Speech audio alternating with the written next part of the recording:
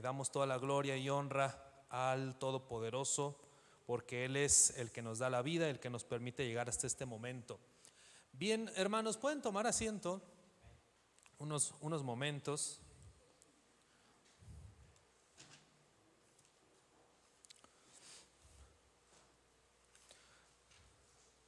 Antes de empezar con la enseñanza del día de hoy, con el tema en particular, me gustaría recordar los tiempos que estamos viviendo. Pablo les decía en el siglo I a los creyentes que acerca de los tiempos y las ocasiones no tenéis necesidad, hermanos, de que yo os escriba. Se los dijo, si no estoy mal, a los tesalonicenses.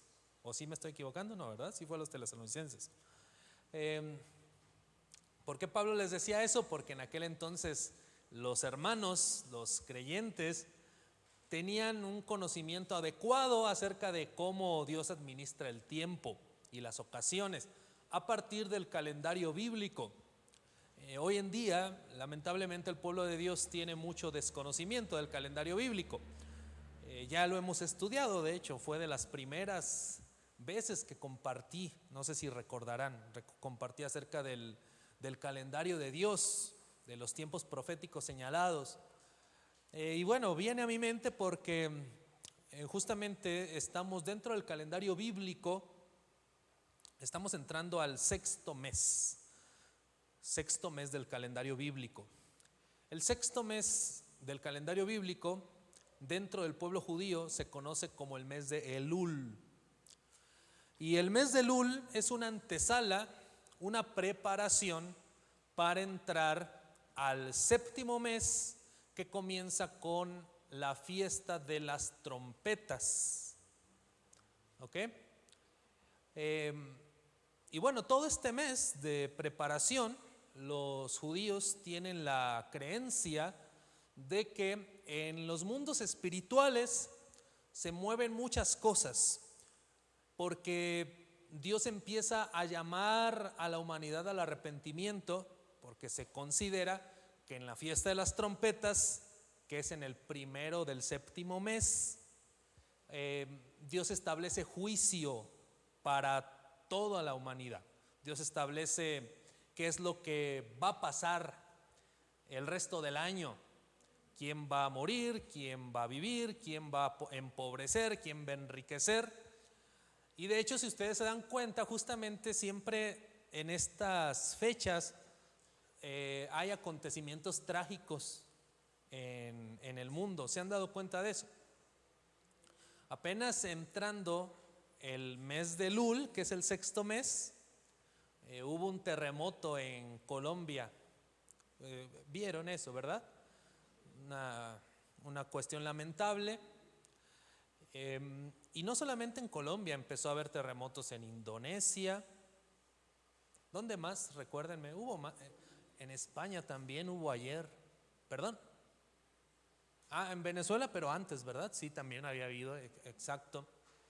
Sí, en Indonesia, en España tembló ayer también. Y bueno, en términos generales, la actividad sísmica es muy fuerte en estos meses. Siempre entre agosto, septiembre, muchos huracanes, incluso devastadores, han sido en esos meses. Recuerda el huracán Katrina, ¿recuerdan? Que azotó la costa de Estados Unidos hace ya algunos años, también fue en estos meses. Bueno, claro, las Torres Gemelas, ¿verdad? Fue en septiembre. Siempre en este lapsus de meses, entre el mes de agosto, septiembre, que corresponde al mes sexto, que es la antesala, repito, del séptimo mes, que empieza con el Día de las Trompetas, hay un sinnúmero de acontecimientos trascendentales para la humanidad. Y es un llamado que hace Dios para que nos volvamos de nuestros malos caminos y nos arrepintamos y corrijamos delante de Él. Así es de que quería comentarles esto para que estemos en oración, estemos clamando estemos también reconciliándonos. Es muy importante. Siempre podemos hacerlo, ¿ok? Quiero dejar claro. Pero justamente en estos días hay una actividad espiritual fuerte en los cielos. Así es de que yo te invito a que, bueno, si tienes algo por ahí, una cuenta pendiente con alguien, pues trata de arreglarlo. Amén. Porque si algo nos hemos dado cuenta ahorita con estos devastadores terremotos es de que, hermanos, solamente Dios sabe si hoy estamos y mañana, quién sabe. Solamente Dios, solamente el Creador bendito es el que establece hasta cuándo vamos a partir de esta vida. Es impresionante ver esas estructuras, esos edificios tan grandes colapsar, ¿no? El trabajo de tantos años. Y bueno, también es justo decir que tenemos que tener misericordia de todas esas personas, porque bueno, les tocó a ellos, quién sabe si el día de mañana nos toque a nosotros. Amén. Bueno, quería hacer ese paréntesis y ahora sí vamos a la palabra de Dios. Vamos a Números capítulo 21, por favor.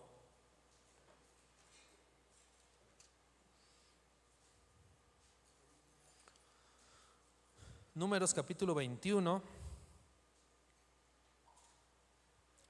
En el verso 4 vamos a leer este pasaje de la palabra. ¿Están conmigo? Números capítulo 21 en el verso 4. Si pueden ponerse sobre sus pies, vamos a hacerlo rápidamente.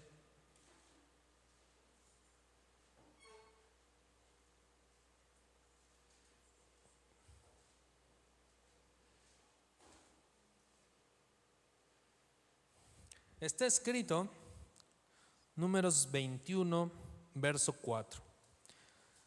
Después partieron del monte de Hor, camino del Mar Rojo, para rodear la tierra de Edom, y se desanimó el pueblo por el camino. Y habló el pueblo contra Dios y contra Moisés: ¿por qué nos hiciste subir de Egipto para que muramos en este desierto? Pues no hay pan ni agua, y nuestra alma tiene fastidio de este pan tan liviano. Y el Señor envió entre el pueblo serpientes ardientes que mordían al pueblo, y murió mucho pueblo de Israel. Entonces el pueblo vino a Moisés y dijo: hemos pecado por haber hablado contra el Señor y contra ti. Ruega al Señor que quite de nosotros estas serpientes.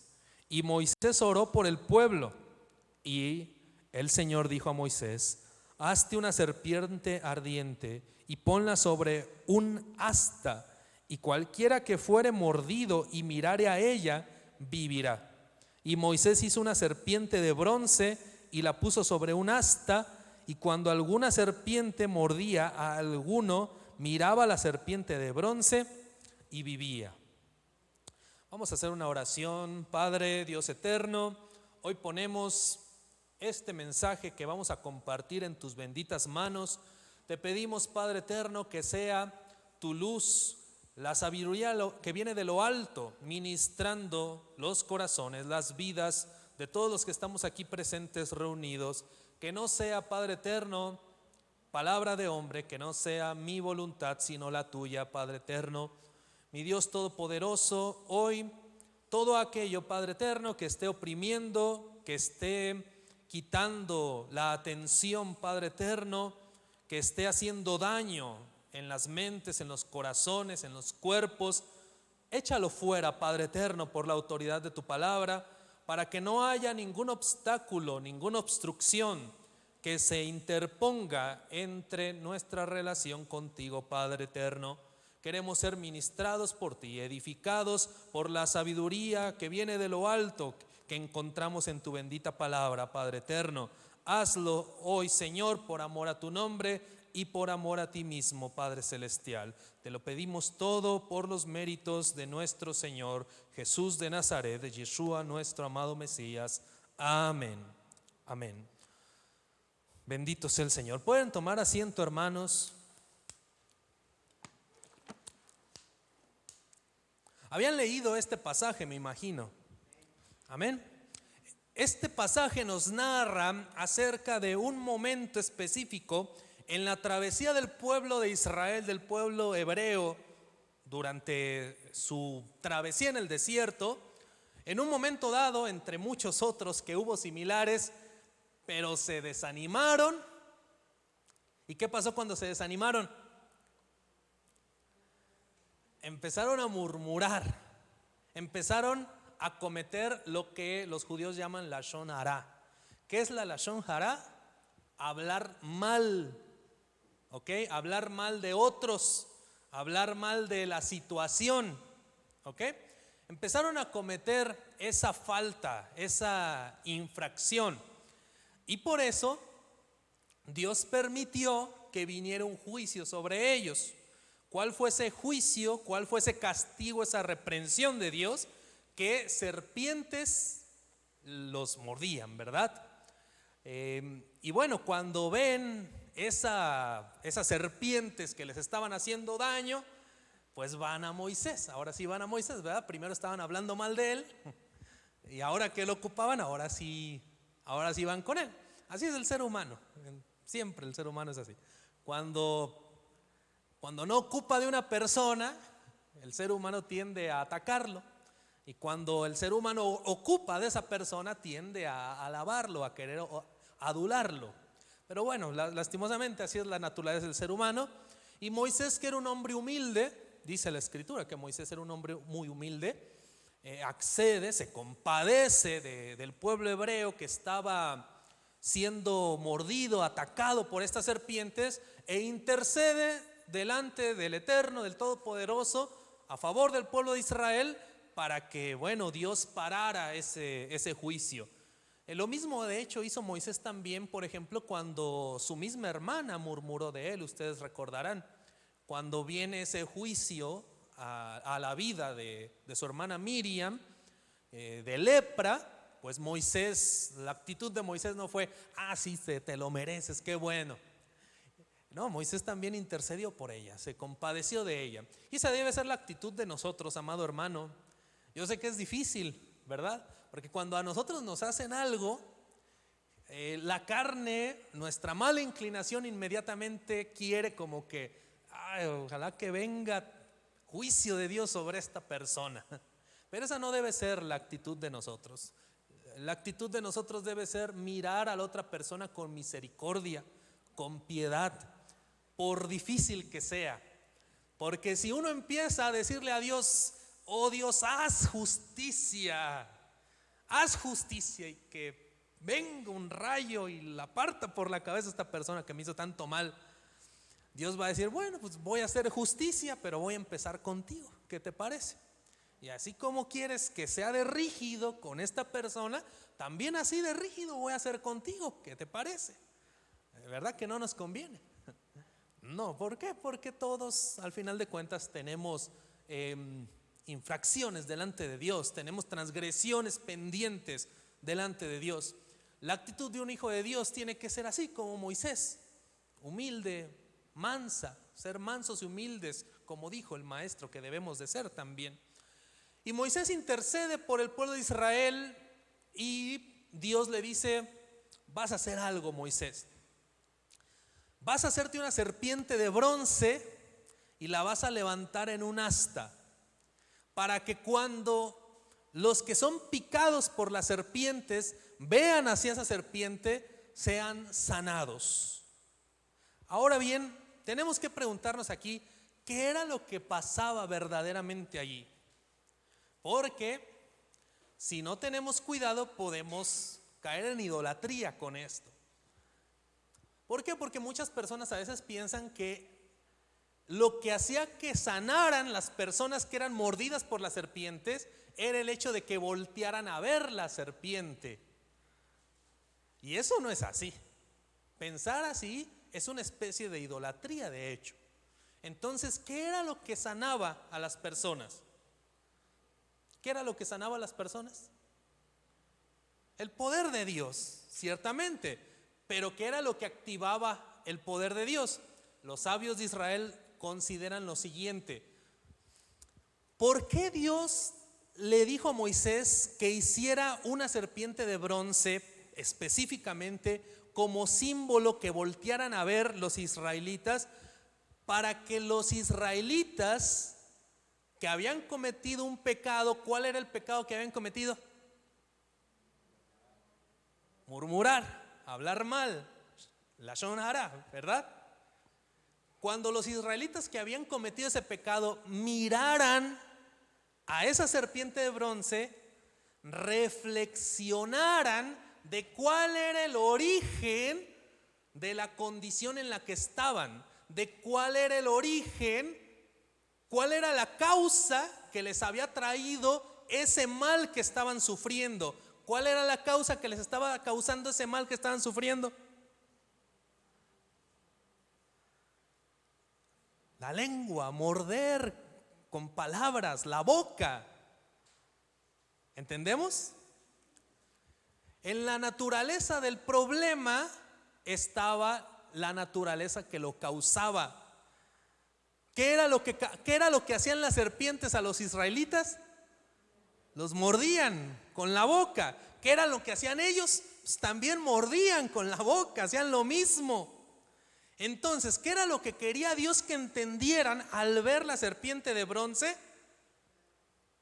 Ya entendí que por mi boca, por mis palabrotas, por mi lenguota, es que me vino este mal. Es decir, Dios lo que quería es llevarlos a la reflexión y al arrepentimiento de sus malas acciones. Y cuando el israelita veía la serpiente de bronce, reflexionaba y se arrepentía, eso activaba el poder de Dios y se sanaba. ¿Entendemos? No era solamente el hecho de la serpiente de bronce en sí. Amén. De hecho, hasta el día de hoy, el símbolo de la serpiente de bronce, no sé si han visto, pero se usa en la medicina. Hay muchas ambulancias, por ejemplo, que tienen como logo una estaca con una serpiente enrollada. No sé si lo han visto. Es muy usado en la medicina hoy en día el símbolo de la serpiente de bronce. Y de hecho dicen los comentaristas judíos al respecto de esto, que muchos de los israelitas que pretendían que nada más por ver a la serpiente iban a ser sanados, ¿qué crees que pasaba? Pues más bien todo lo contrario, más bien morían. Porque no era nada más el acto, vamos a decirlo, exterior lo que les sanaba, sino era a lo que les quería llevar Dios con ese símbolo. Amén. Pero justamente ese es el punto. Lamentablemente el pueblo de Dios en muchas ocasiones no entendemos los símbolos, no entendemos el lugar que le tenemos que dar a cada cosa. Amén. Ese es el detalle. Fíjense incluso qué fue lo que pasó con esta serpiente de bronce. Vayan conmigo a Segunda de Reyes, por favor.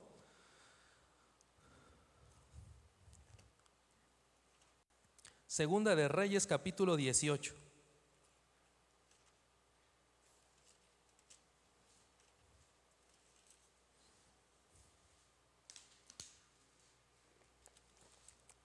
Segunda de Reyes, capítulo 18, verso 1. ¿Están conmigo? Vamos a leer del verso 1 al 4. Segunda de Reyes. Sí les dije Segunda de Reyes, ¿verdad? Segunda de Reyes 18, verso 1. Dice: en el tercer año de Oseas, hijo de Ela, rey de Israel, comenzó a reinar Ezequías, hijo de Acaz, rey de Judá. Cuando comenzó a reinar era de 25 años y reinó en Jerusalén 29 años. El nombre de su madre fue Abi, hija de Zacarías. Hizo lo recto ante los ojos del Señor, conforme a todas las cosas que había hecho David su padre. Él quitó los lugares altos y quebró las imágenes y cortó los símbolos de acera e hizo pedazos la serpiente de bronce que había hecho Moisés porque hasta entonces le quemaban incienso los hijos de Israel, y la llamó Neustán. Hasta ahí solamente. ¿Qué pasa entonces con la serpiente de bronce a la postre? Se idolatraron exactamente de la serpiente de bronce. Empezaron a pensar que era la serpiente de bronce la que tenía el poder. Ahora, ¿el símbolo de la serpiente de bronce estaba mal? Les pregunto. No, el símbolo no estaba mal. Dios lo mandó construir. Los que estaban mal eran los israelitas, que no entendían el objetivo de ese símbolo. Amén. Y es por eso que en su momento Ezequías, que hizo una purificación del pueblo de Israel, aún la misma serpiente de bronce la mandó destruir. ¿Cómo le llamó? Neustán. Neustán en hebreo es como decir un simple pedazo de bronce. Es como darle a entender a los israelitas: esto es algo material, no es nada, no tiene un poder por sí mismo. ¿Estamos entendiendo? Ahora, esto nos tiene que llevar a reflexionar varias cosas, hermano, varias cosas. En muchas ocasiones en nuestra vida espiritual confundimos muchas herramientas, muchos medios que Dios nos ha dado, y los ponemos como sustitutos de Dios mismo. Preguntémonos, ¿cuántas cosas Dios nos dio para acercarnos a Él y los hemos convertido en sustitutos de Él? Preguntémonos también, ¿es posible venerar la herramienta y olvidar al Dios eterno que la entregó? Yo conocí un amigo que era muy buen guitarrista. Dios le había dado ese don, Dios le dio ese don. Este amigo también, Dios le había dado ese don para entender las escrituras. Fue un amigo cercano a mí. Yo podía discernir en él que tenía habilidades para el estudio de la palabra, para discernir muchas cosas de la palabra de Dios. Pero también algo que le encantaba a él era pues su guitarra, ese instrumento que Dios le permitió tocar. Y en un momento dado recuerdo que él quería, todavía vivía el pastor Neftalí, y él quería introducir pues ciertos ritmos que pues el pastor nos dijo pues que no lo podíamos hacer. Y fue triste para mí la decisión que tomó él, porque él sabía de la palabra, él empezaba incluso de repente a dar algunos temas, y yo podía ver en él ese discernimiento que tenía de la palabra. Pero todo por querer tocar su guitarra en los ritmos que él quería, pues terminó optando por irse de la congregación a una iglesia donde le dieran total libertad para tocar el ritmo de su guitarra como él quería.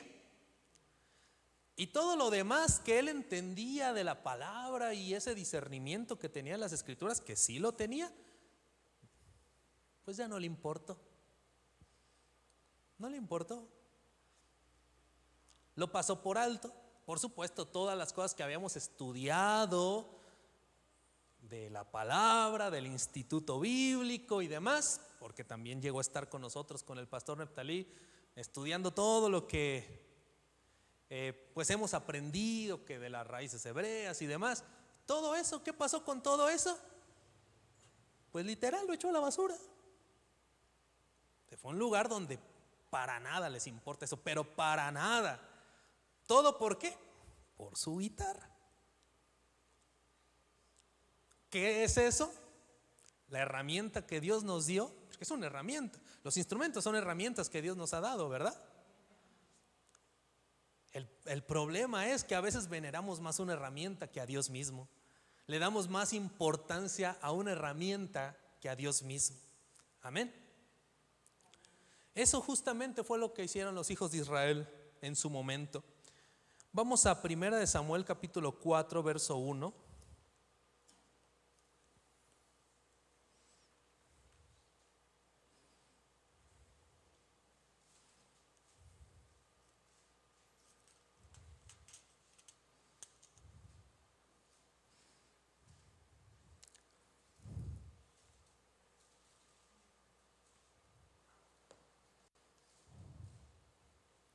¿Están conmigo?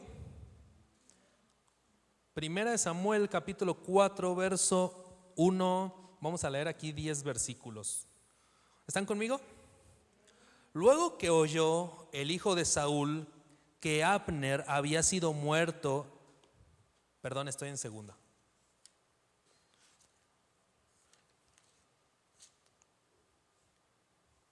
Listo, ahora sí. 1 Samuel capítulo 4.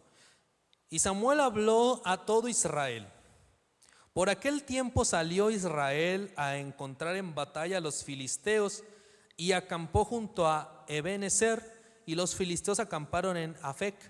Y los filisteos presentaron la batalla a Israel, y trabándose el combate, Israel fue vencido delante de los filisteos, los cuales hirieron en la batalla en el campo a 4,000 hombres.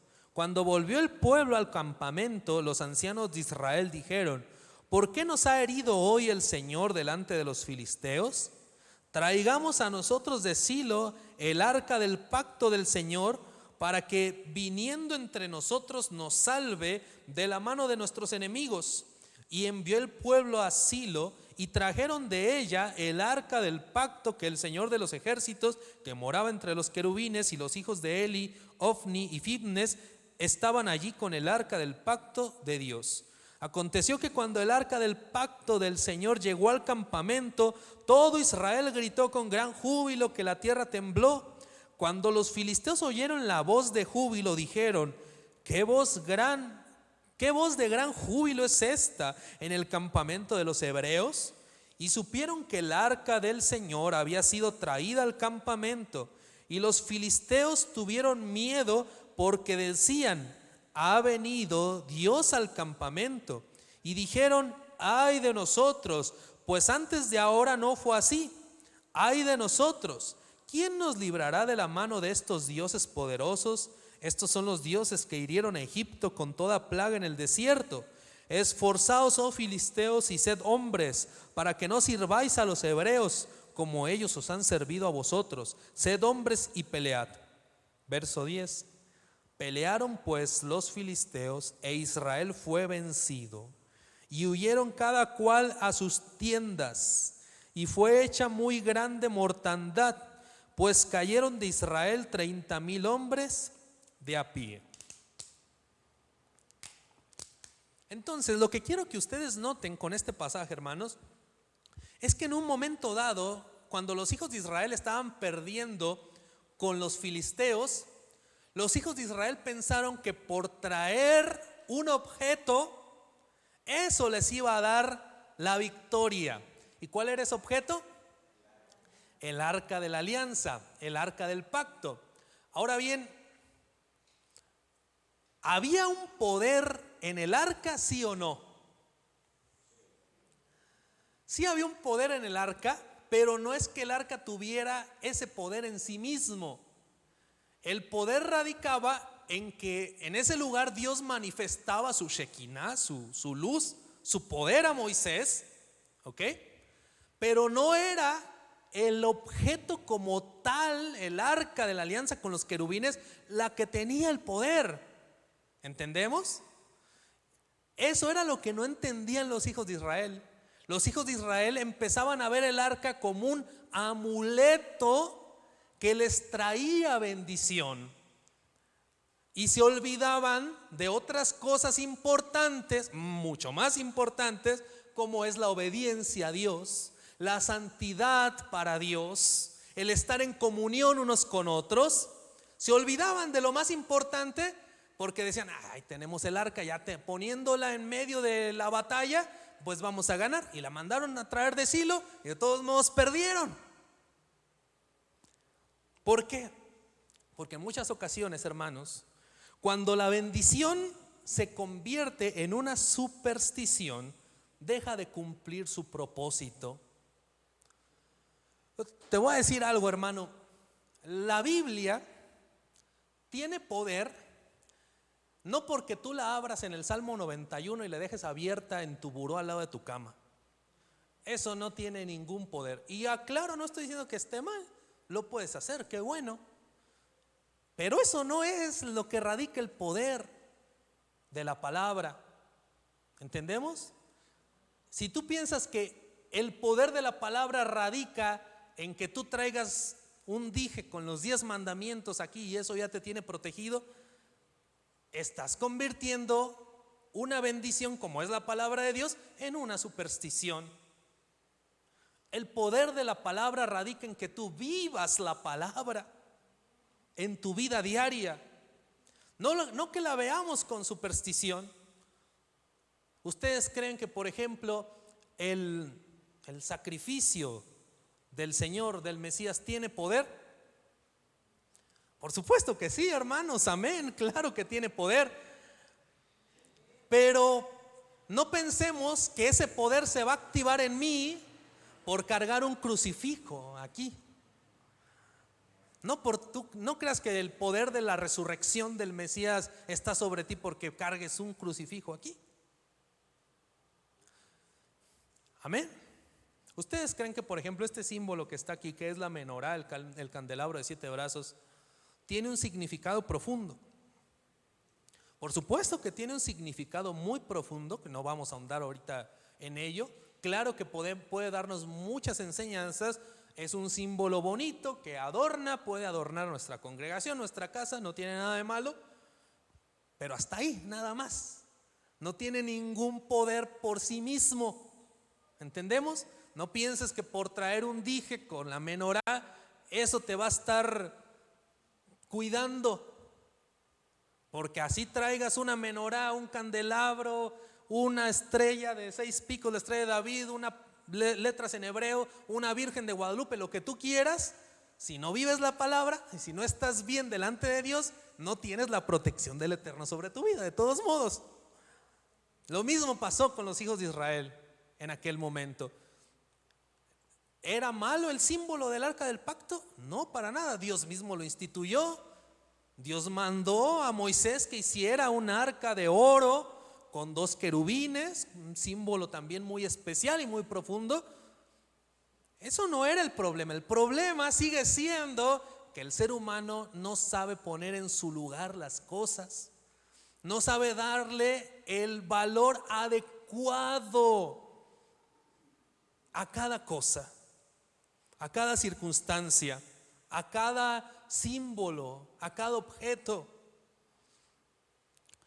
A mí en lo personal me gustan mucho los símbolos. A mí en lo personal, se los comparto, me gustan mucho, voy a decirlo así tal cual, los rituales me gustan mucho. Creo que tienen una carga de significado muy especial, que te ayudan a comprender realidades espirituales profundas. A mí me gustan, pero yo también lo comprendo bien, que muchas personas a veces no entienden que eso es solamente eso, un símbolo que te ilustra una realidad espiritual. Y a veces las personas no entienden eso y se idolatran, lamentablemente. Por ejemplo, ustedes saben, ¿no?, la famosa práctica de ungir con aceite. Ustedes saben que muchas congregaciones la practican. Si a mí me preguntan si eso está mal, no creo que esté mal del todo, siempre y cuando sean ciertos episodios, ciertas fechas bien específicas, no trivializarlo pues de que a cada rato como en ocasiones se hace. Creo que puede en ocasiones ser un simbolismo que embellece la ocasión, ¿me entienden? Creo que no tiene nada de malo, pero también me ha tocado ver en ocasiones, no sé, cosas como que al shofar le ponen aceite y se lo ponen en la panza para tocarle el shofar a las personas. me quedo, bueno, ¿dónde sacan eso? Discúlpeme, eso no tiene ningún sustento bíblico. O en ocasiones, no sé, están por ahí, es simbólico, ¿no? Creo que a veces les ponen tantito aquí, ¿no? Y en una ocasión me tocó ver que le pusieron tantito aquí al hermano, y el hermano agarró, se hizo así, empezó a hacer el cuerpo así. ¿Qué me decía eso? Pues que pensaba que el aceite en sí tenía como una connotación mágica por sí mismo o algo por el estilo. Amén. Pero repito, no es que los símbolos estén mal, de hecho todo lo contrario, creo que los símbolos ayudan como recordatorio de varias cosas al cerebro de las personas. Pero el problema sigue siendo el corazón del hombre. El problema sigue siendo la maldad del hombre que no sabe darle el lugar adecuado a cada situación, a cada objeto. Amén. Vamos a Jeremías capítulo 7.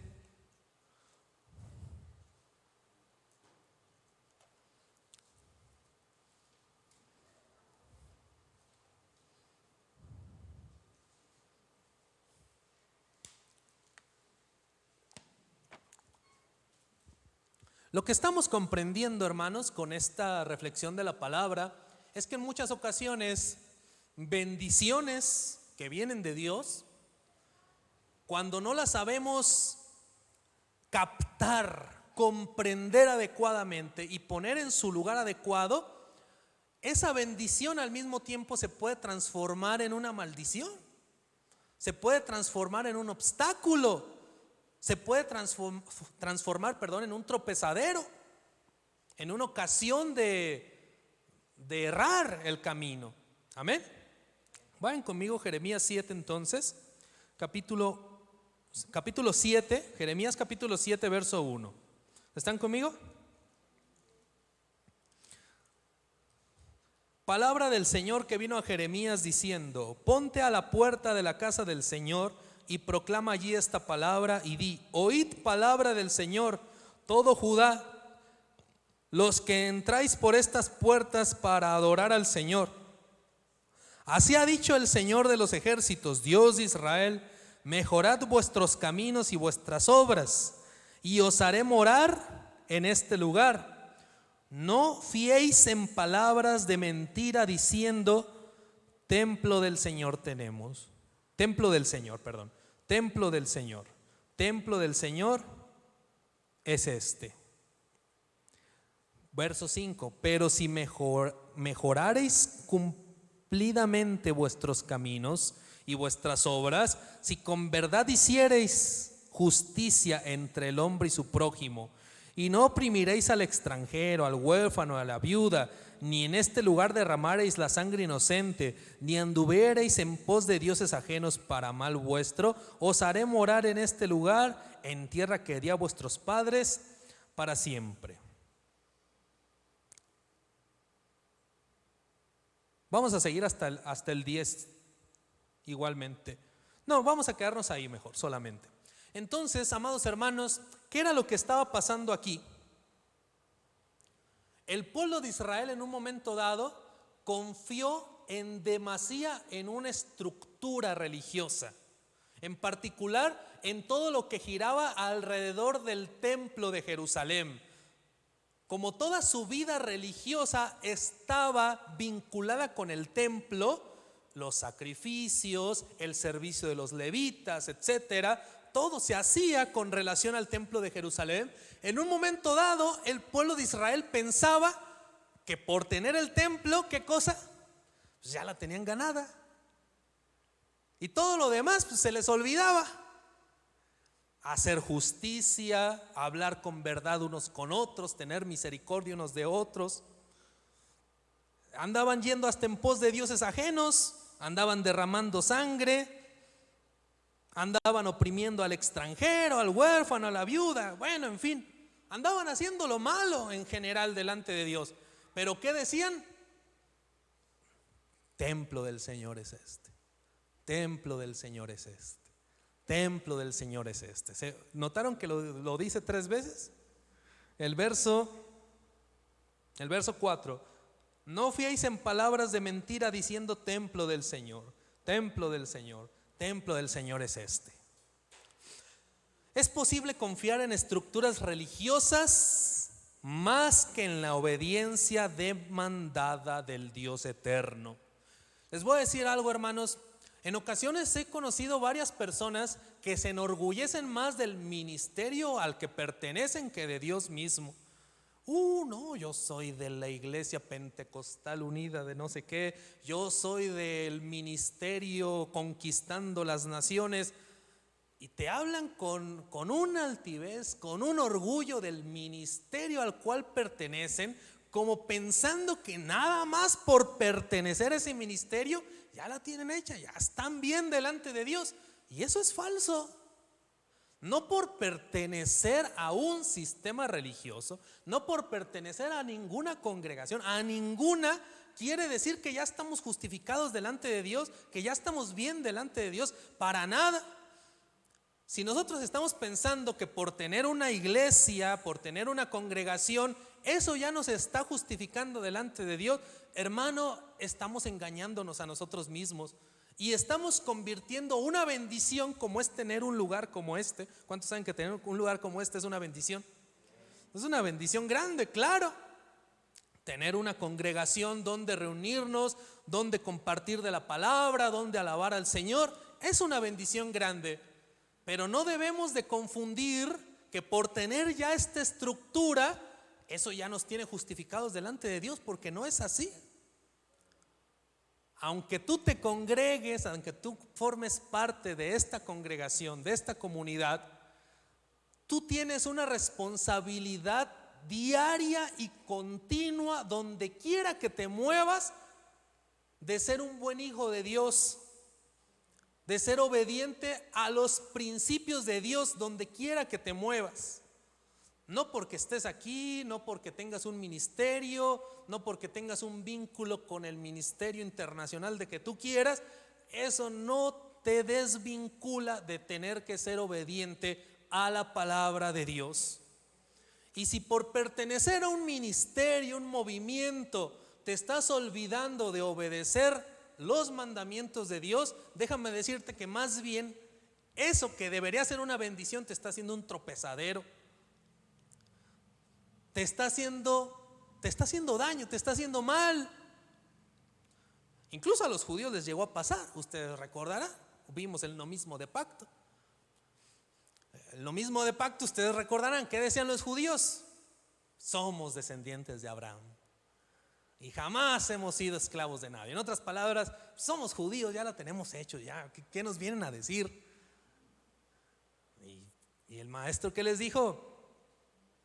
Pues no, ustedes son de vuestro padre el diablo y las obras de vuestro padre queréis hacer, porque si vuestro padre fuese Abraham, las obras de Abraham harían. Y yo creo que hoy el Mesías les diría a muchos así, muchos que contestan a veces arrogantemente, no, yo soy del ministerio tal y de tal. Pues serás del ministerio que tú quieras, formarás parte de la iglesia que tú quieras, tendrás tal y tal cargo, pero tus frutos no te justifican delante de Dios. Los frutos que tienes hacen que Dios no te conozca a ti. Conocerás tú de Dios, pero Dios no te conoce a ti. Amén. Bendito sea su nombre.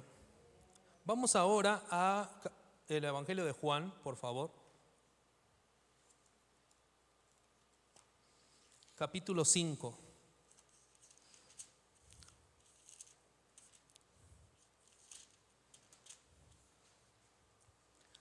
Evangelio de Juan, capítulo 5, verso 39.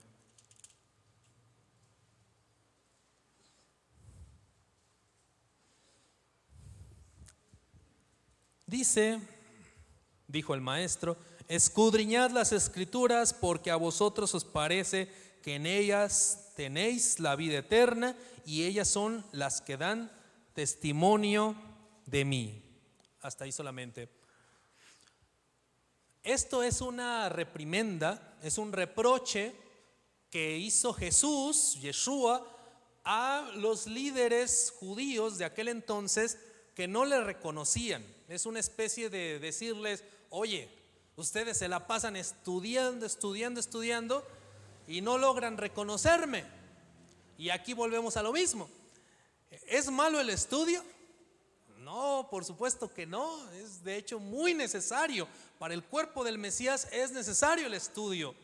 Y en varias ocasiones la palabra de Dios nos exhorta a aumentar el conocimiento. Amén. Pero aún el estudio de las Escrituras, aunque es una bendición, pero incluso el mismo estudio de las Escrituras puede llegar a ser mal utilizado cuando se convierte en un fin en sí mismo. Es decir, si yo el estudio de las Escrituras solamente lo quiero para enorgullecerme, para aumentar mi ego, para sentirme más que los demás, para incluso querer avergonzar a otros, ese estudio que debería ser una bendición, más bien se te va a convertir en una maldición, en un tropezadero. Conozco personas que empezaron con un hambre, con una sed de estudio de la palabra y de todo lo que ello implica, el conocimiento teológico, lo cual es una maravilla y que siga habiendo esa hambre entre los hijos de Dios. Pero como no lo catalizaron bien, no lo enfocaron bien, no, hermanos, al rato por ahí un amigo ya era o es todavía agnóstico. Dejó de creer en el Señor, dejó de tener temor de Dios, de que aumentó el conocimiento bastante, prodigiosamente, pero mal encauzado, no lo supo poner en el lugar adecuado. Amén. Lo que estamos aprendiendo con esto, amado hermano, es que toda bendición corre el riesgo de convertirse en un ídolo. Amén. No solamente los objetos religiosos son ídolos. Un ídolo puede ser un ministerio, puede ser tu ídolo. Una tradición puede ser tu ídolo. Tu éxito y prosperidad puede ser tu ídolo. Incluso hasta a veces un hijo puede ser tu ídolo, un esposo puede ser tu ídolo, tu trabajo puede ser tu ídolo, una denominación, como les comentaba, una estructura religiosa puede ser tu ídolo. Y no porque esas cosas estén mal, sino porque no sabemos darle el lugar adecuado, porque no tenemos la sabiduría de Dios para ponerlas en el lugar que le corresponde a cada cosa. Un ídolo, amado hermano, no siempre es algo malo. Escucha bien esto. Un ídolo no siempre es algo malo, muchas veces es algo bueno que ha ocupado un lugar incorrecto. Te voy a poner un ejemplo práctico. ¿Ustedes creen que esto es una bendición?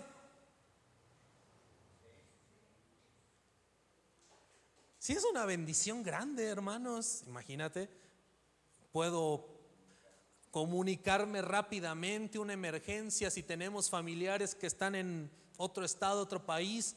Es una bendición, información, etcétera. Pero si yo no le doy el lugar adecuado, me va a estar absorbiendo absolutamente todo el tiempo. Me va a estar haciendo perder tiempo en demasía. Y si no logro ponerlo bien y darle su lugar adecuado, me puede llevar a navegar en sitios que a Dios no le agradan. Entonces pasa de ser una bendición a ser un ídolo, a ser una maldición para mi vida. Ahora, ¿el problema es el objeto en sí? No, el problema soy yo. El problema es el corazón de las personas, que no sabemos darle el lugar adecuado a cada cosa que viene a nuestra vida. Y retomando de nuevo el tema incluso de la serpiente de bronce, fíjense que es curioso, pero el hecho de que no haya sido la serpiente en sí la que tenía el poder, eso incluso hasta la Iglesia Católica reconoce algo similar, y esto muchas personas a veces no lo saben. Pero el catecismo de la Iglesia Católica dice que no son las imágenes las que tienen ningún poder. ¿Sabías eso? Eso lo dice el catecismo de la Iglesia Católica. Y un sacerdote bien estudiado lo sabe y te sabría contestar esto. En otras palabras, la doctrina oficial de la Iglesia Católica no establece que las imágenes, las esculturas de las iglesias católicas tengan ningún poder. Esa es la postura oficial de la Iglesia Católica. El catecismo de la Iglesia Católica dice eso. Entonces, ¿para qué son las imágenes según la doctrina de la Iglesia Católica? Bueno, según ellos, para inspirar a las personas, para llevarlas a que entren a una atmósfera más espiritual, pero que tengan algún poder implícito en sí mismas. La misma Iglesia Católica lo acepta. Por supuesto, esto la gente común, la religiosidad popular no lo sabe. Y justamente ese es el problema, que las personas no se instruyen. Las personas se dejan llevar por su emocionalismo y empiezan a hacer actos idolátricos. Y no solamente en la Iglesia Católica, también en las iglesias evangélicas pasa eso. ¿Por qué? Por falta de instrucción, por falta de educación dentro de las congregaciones. Un pastor, ya voy con los pastores ahora. ¿Creen que un pastor es una bendición? Por supuesto que sí, claro, y de hecho hacen falta pastores. Pero también un pastor, un líder, si no lo sabemos poner en el debido lugar, en el debido puesto, también se puede convertir en un tropezadero, hermanos. También nos podemos idolatrar de una persona. Y eso pasa, en las iglesias pasa muchísimo, hermano, pero muchísimo. Yo a veces no me explico cómo en congregaciones, e incluso congregaciones grandes, enormes, le sacan una serie de pruebas de su líder. No, pues mira, tu líder hizo esto, desvío de recursos económicos, abuso, ya saben de qué tipo, ¿verdad? Esto, y las personas, aunque les muestren las pruebas, parece que las personas están así. No, eso no puede ser cierto. ¿Y por qué llegan a ese estado?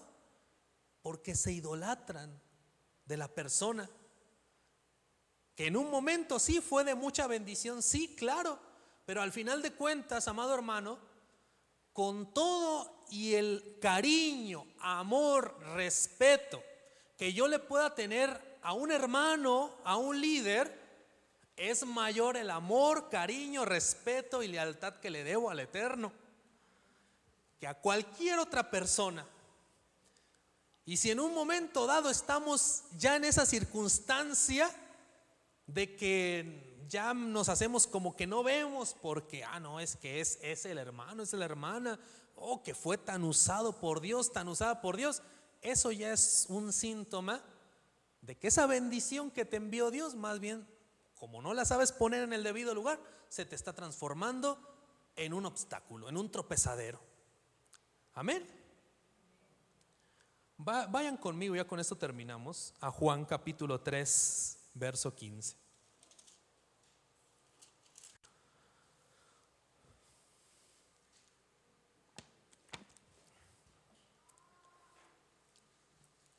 ¿Por qué crees que Dios le pidió a Abraham que le entregara a su hijo?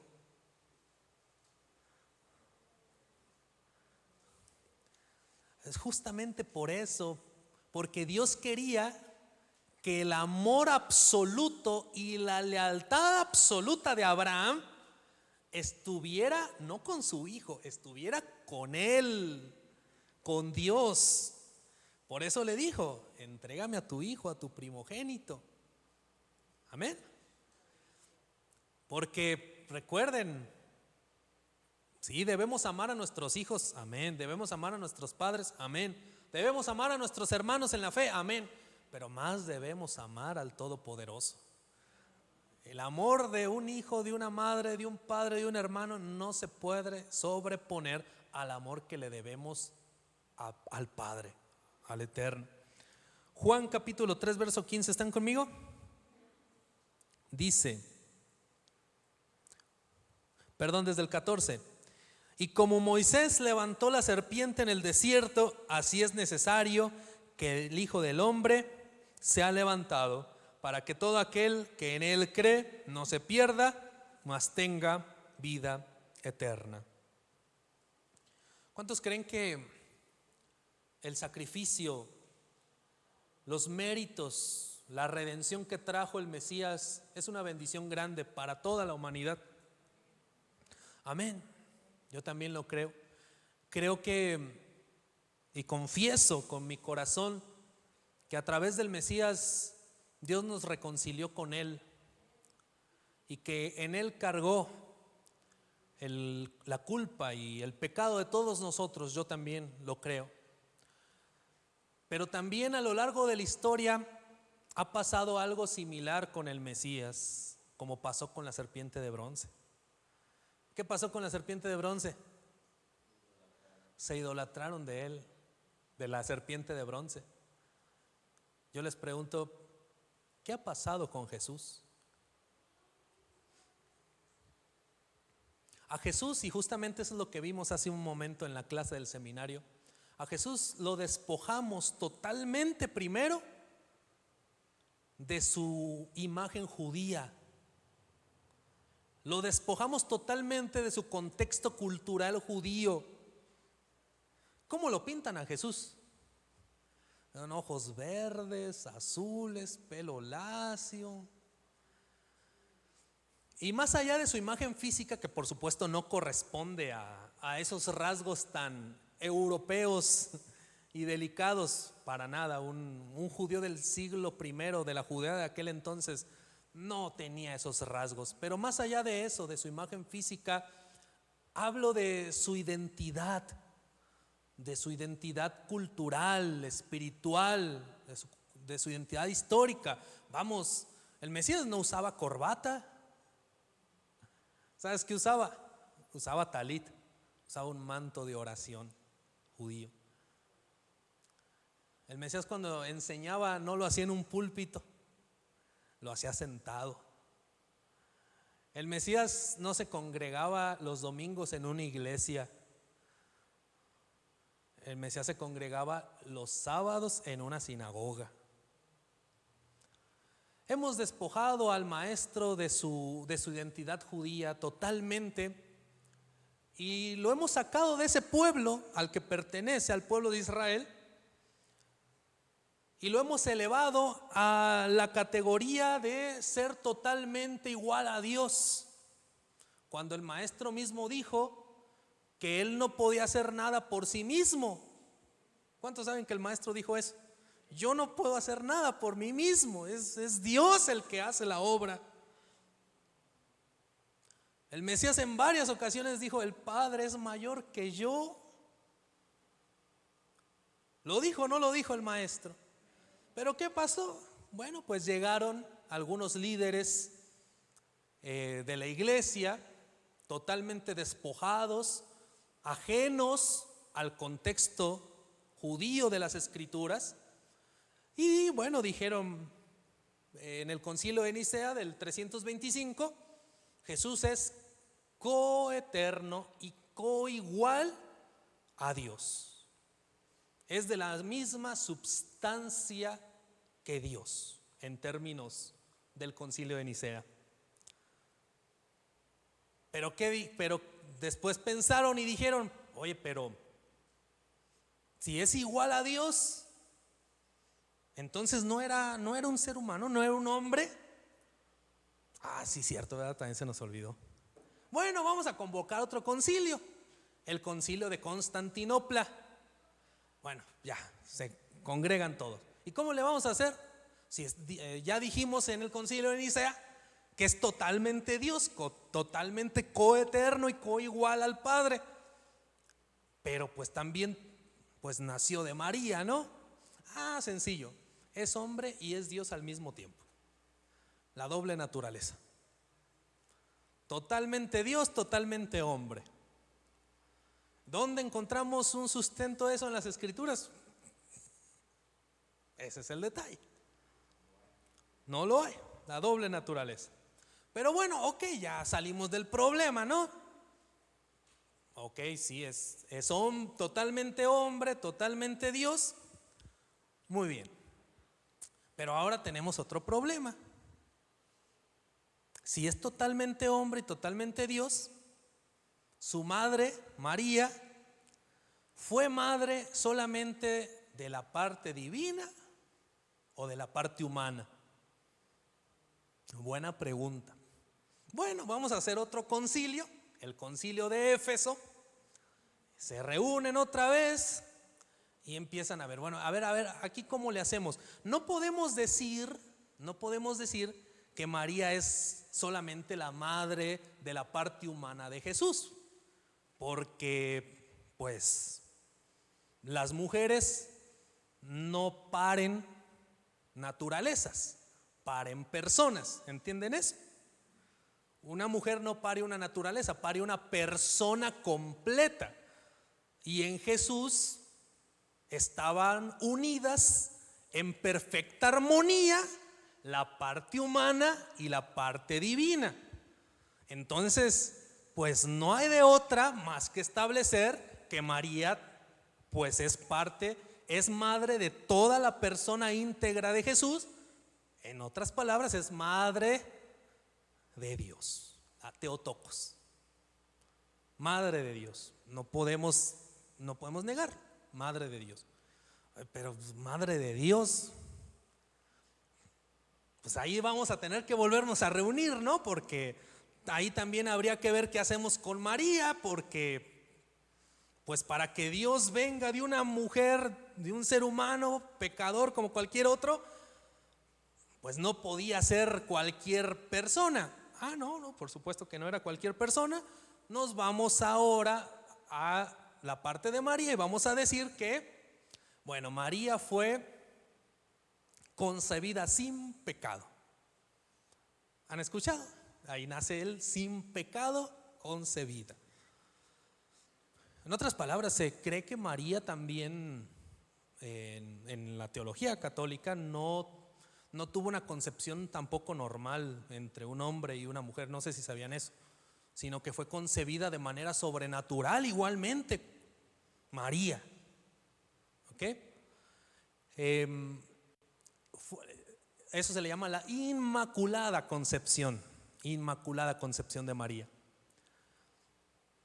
Y bueno, tuvo que haber sido virgen toda su vida. ¿Cómo va a ser virgen toda su vida? ¿No? O sea, ustedes saben que cuando una mujer da luz, pues se elimen, ¿saben a lo que me refiero? Pues ya no puede ser virgen. No, bueno, es que cuando María dio a luz fue como cuando los rayos del sol atraviesan un espejo. O sea, no se rompe nada. Bueno, está bien. Y es más, María ni siquiera murió. María fue asunta al cielo. Eso es la asunción de María. Todo eso se le conoce como los dogmas marianos de la Iglesia Católica. Lo que quiero que vean y que consideren es a dónde llevó el hecho de no darle su lugar adecuado al Mesías. Hoy en día, en ocasiones, a veces, y lo entiendo, ¿no? Lo entiendo hasta cierto punto, cuando las personas nos escuchan enseñar acerca de Jesús, del Maestro, a veces como que piensan, no, es que ustedes como que están rebajando a Jesús, porque ustedes nada más consideran que es nada más el Mesías. Como si eso fuera poca cosa, hermano. Como si, es nada más el Mesías, nada más. ¿Sabes cuántos candidatos del pueblo de Israel han pretendido ser el Mesías? Muchísimos, muchísimos. Y todos han perecido en su obra. Y solamente la obra del Maestro se mantiene en pie. No es cualquier cosa decir que es el Mesías. No es que rebajemos al Maestro, para nada, lejos esté de nosotros. Ser el Mesías es algo grandísimo, es lo más grande que hay, es la autoridad más grande que hay en el cielo y en la tierra. nadie niega eso. La obra del maestro es una obra maravillosa, una obra hermosa. Comprenderlo en su adecuado contexto, en su contexto judío, nos da más riqueza todavía, más luz para apreciarlo más todavía y para darle el debido lugar que se merece. Amén. No significa que lo estemos rebajando. Amén. Es darle el lugar que se merece. A mí me llamaba la atención cuando veía estas palabras del maestro, porque él se identificaba, ¿verdad?, con la serpiente de bronce. Y yo me pregunto, yo creo que sí, quizás, no sé, ¿será que el maestro sabía que en un futuro su imagen la iban a idolatrar? Probablemente sí, quizás. Pero ha llegado la hora donde Dios nos está ayudando a comprender adecuadamente quién verdaderamente es el Mesías y el lugar que le corresponde en la redención del mundo. Amén. Vamos a ponernos sobre nuestros pies, hermanos.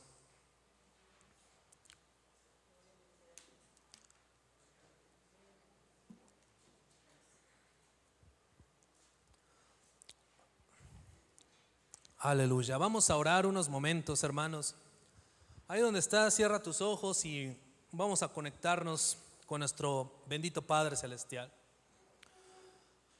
Amado Dios Todopoderoso, eterno, Padre, hoy venimos delante de tu presencia, te agradecemos por esta reunión donde nos has permitido inquirir en tu palabra, reflexionar en tu palabra santa, que trae a nosotros bendición, que trae a nosotros luz, que trae a nosotros restauración. Gracias, Padre. Hoy hemos entendido, mi Dios, que en muchas ocasiones por lo obstinado de nuestro corazón, por la falta de entendimiento de nuestro corazón, tendemos a darle un lugar incorrecto a cosas que tú nos has dado para nuestra bendición, para nuestra edificación. Muchas ocasiones tú nos has dado herramientas, tú nos has dado símbolos, tú nos has dado, Padre Celestial, personas, nos has dado lugares, ocasiones con la finalidad de dotarnos de bendiciones, dotarnos, Padre Celestial, de fortaleza, de luz, de comprensión, Padre, pero nosotros lamentablemente somos tercos y nos idolatramos de ello. No comprendemos, Padre, no comprendemos adecuadamente la finalidad que tienen esas herramientas que tú nos has dado. Oh Padre eterno, en muchas ocasiones no vinculamos con el propósito celestial adecuado cada una de las bendiciones que tú nos das. No vinculamos con su propósito adecuado al conocimiento de tu palabra, a nuestros propios familiares, a nuestra propia congregación, a nuestros propios hermanos en la fe, o incluso muchos de esos símbolos, Padre, que tú nos has transmitido en tu palabra, o incluso, Padre eterno, a nuestro mismo Mesías, a nuestro mismo Salvador y Redentor. Perdónanos, Padre eterno. Mira que hemos crecido en este contexto muy alejado de tu pueblo Israel, muy alejado de ese contexto primario del que nos habla tu palabra. Y al final de cuentas, Padre, también nosotros de alguna manera somos víctimas de este contexto, de este tiempo en el que vivimos. pero de igual manera te pedimos que nos perdones. Perdónanos y ayúdanos, danos la sabiduría del cielo para saber ubicar en cada lugar que corresponde a todas esas bendiciones tan maravillosas y tan hermosas que tú nos has dado. Todo, Padre, por la gloria de tu nombre. Amén, Señor.